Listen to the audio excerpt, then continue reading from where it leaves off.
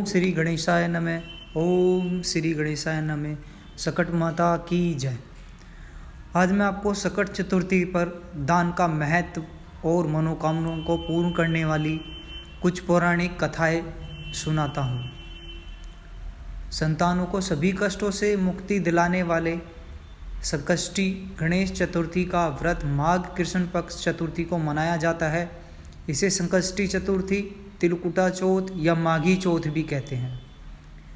चतुर्थी तिथि के देवता के रूप में सुखकर्ता श्री गणेश सर्वत्र पूजे जाते हैं। संतानों को सभी कष्टों से मुक्ति दिलाने वाले संकष्टी गणेश चतुर्थी का व्रत माघ कृष्ण पक्ष चतुर्थी को मनाया जाता है। इसे संकष्टी चतुर्थी, तिलकुट, माघी इनके नामों से भी जाना जाता है।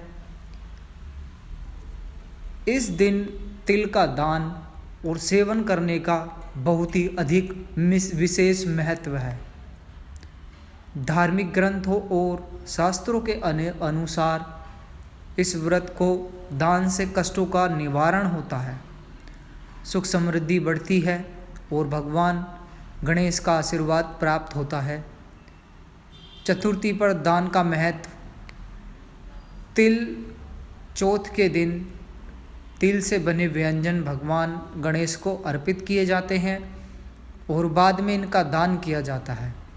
शास्त्रों में कहा गया है, तिल तदाति य भक्त्या सर्वपापे प्रमुच्यते, अर्थात जो व्यक्ति श्रद्धा और भक्ति से तिल का दान करता है वह अपने सभी पापों से मुक्त हो जाता है। ये स्कंद पुराण के अनुसार तिल का दान करने से व्यक्ति के सभी जाने अनजाने पापों का नाश होता है और पितृदोष से भी मुक्ति मिलती है।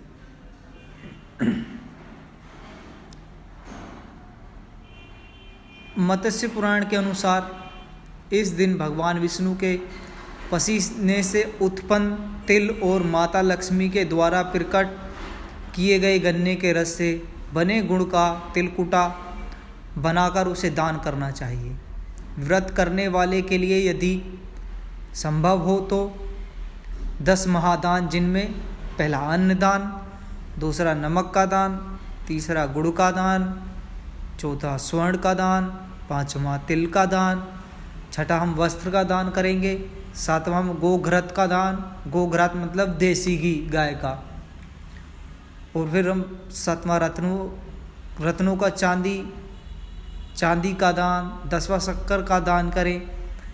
ऐसे करके प्राणी दुख, दरिद्र, कर्ज, रोग और अपमान के विष से मुक्ति पा सकते हैं। इस दिन गाय और हाथी को गुड़ खिलाने से अकाल मृत्यु का भय नहीं रहता है।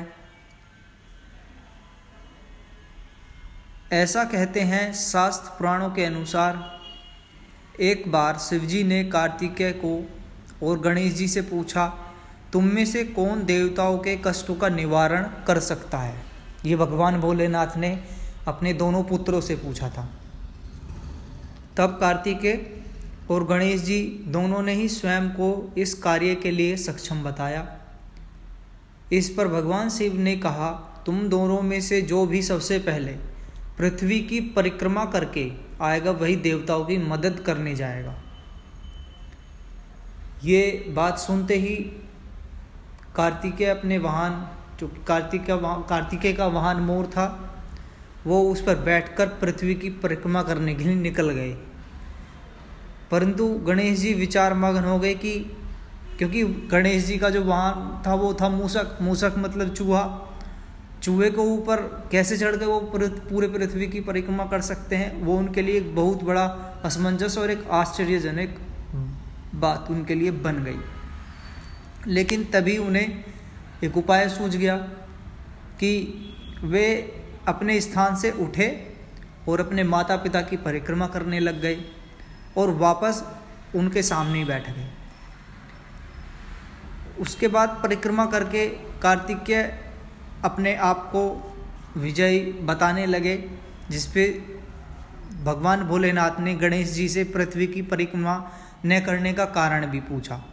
तब गणेश जी ने कहा, माता पिता के चरणों में ही समस्त लोक है। यह सुनकर भगवान शिव गणेश जी को देवताओं के संकट दूर करने की आज्ञा देते हैं और भगवान गणेश जी को भोलेनाथ आशीर्वाद देते हैं कि जो भी हर चतुर्थी के दिन तुम्हारा श्रद्धापूर्वक पूजन करेगा और रात्रि में चंद्रदेव को अर्घ देगा, उसके तीनों ताप यानी दैहिक ताप, देविक ताप तथा भौतिक ताप, तीनों ही ताप दूर हो जाएंगे।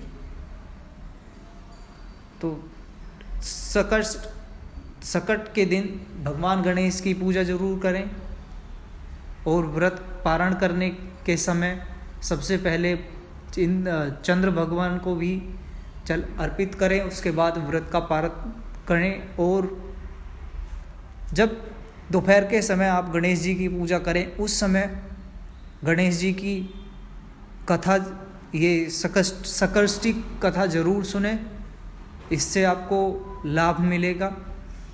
इसके काफ़ी अच्छे परिणाम रहेंगे, आपके जीवन में सुख समृद्धि आएगी। धन्यवाद। ओम श्री गणेशाय नमः। जय श्री गणेश।